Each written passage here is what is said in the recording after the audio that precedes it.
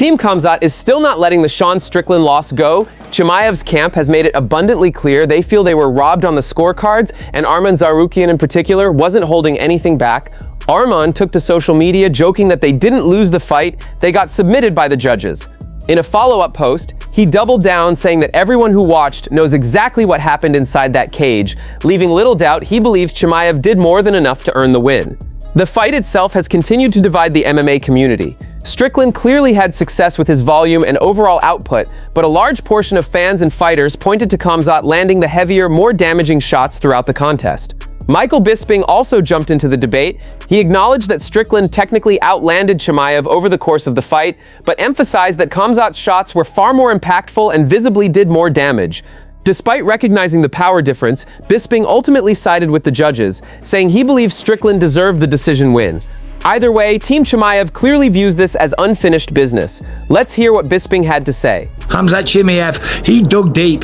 That really impressed me. It did, because I thought he was going to quit in the second round. When I say quit, I don't mean just give up. I just meant internally, slowly allow Sean to take over the fight, because, you know, it looked like that's exactly what was happening, but I was wrong. And he dug deep and he made it to a decision. Of course, Sean landed more shots than Khamzat did. It was something like 133 for Sean and like 96 for Khamzat. But of course, you know, there's difference in punches. A big right hand is different from a jab. Sean landed more. He did get taken down several times, but he did deserve to win that fight. He is the champion of the world. He apologized to anyone that he might have offended leading up to this fight. And to be fair, you're just saying shit leading into a fight. You're just trying to hype it up and say whatever. And Sean Strickland doesn't care if he offends anybody. And there was a nice show of class afterwards as well. Khamzat Chimaev actually went up and wrapped the belt around him. Sean Brady came out swinging after his dominant performance over Buckley, completely dismissing his earlier loss to Michael Morales as a fluke. He's insisting people misread that defeat.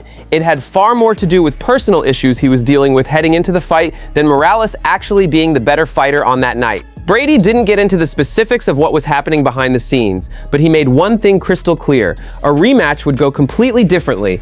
He even went as far as calling the loss something that can happen to anyone, but what fans saw against Buckley. That's the real version of him. According to Brady, that performance showed him fully locked in mentally from start to finish, completely dialed in, and he believes that version of himself can compete with anyone in the welterweight division. Meanwhile, the welterweight title picture is getting more chaotic by the week. Luke Thomas pointed out that Carlos Prates may have put himself in an incredible position after his brutal stoppage of Jack Della Maddalena. And while Ian Gary still appears to be the frontrunner for the next title shot, Prates has absolutely done himself a massive favor. Thomas breaks it down plainly. Leon Edwards stops him in the second round. Jack Della Maddalena stops him in the third round. Now that's back-to-back champions he has stopped via strikes. Damn. Damn. That is crazy impressive. Crazy. These guys can't make it to the only guy who could make it to the finish line is a guy who's got elite defense. That's it. The rest of them can't make it to the finish line against him. Overwhelming firepower. If it seems to me that the game plan against this guy for success has to be, we're just not going to duke it out with him. I don't care how good you think your stand-up is. I don't care how good you think you can compete. He's 32, so he's still at the peak. He's at the peak of his powers, Carlos Prates. It just seems like a terrible idea to go through this. This is going to be a massive recalibration to a more accurate rankings position. Chimaev also fired another direct message at Strickland, telling him to let him know when he's ready, making it clear he's still chasing that middleweight rematch despite all the recent talk of a light heavyweight move. But while Khamzat is focused on Strickland, the UFC appears to have very different plans in motion. MacLife journalist Oscar Willis appeared on Submission Radio and revealed that the promotion's current plan is not to keep Chimaev at middleweight. Instead, they want to move him up to light heavyweight permanently and book him against Paulo Costa for the interim 205-pound title, while Carlos Ulberg remains inactive as undisputed champion. The matchup honestly makes perfect sense on paper. Chimaev and Costa have had serious bad blood for years, going all the way back to their infamous confrontation at the UFC Performance Institute. Fans have been calling for this fight forever, and now the UFC may actually pull the trigger, except this time with an interim belt on the line. Let's hear what Oscar Willis had to say about it. Do you think there's any chance Dana White and the UFC try to talk him into a rematch because the fight is so big? I already know what they're going to do for him anyway. Costa? Yeah, I don't think it's a coincidence Paulo was there. Yeah. And then you just do an interim title. You know what I mean? Yeah. And honestly, if you're Paulo, you probably have to look at that and take a lot of confidence from it, right?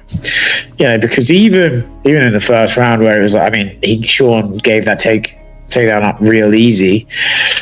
And then you're like, okay, so this is where he's going to be like scrambly and wacky, and he really didn't do much. You know, he actually didn't, and still that tired Khamzat out to a crazy degree in that second round. It looked like he was done. So if I'm Paulo, you probably just think, just survive for 5 minutes. The fight's yours, you know. Whitaker's probably looking at it being like, Whitaker, yeah. And finally, Jiri Prochazka just created some unexpected beef with Jean Silva.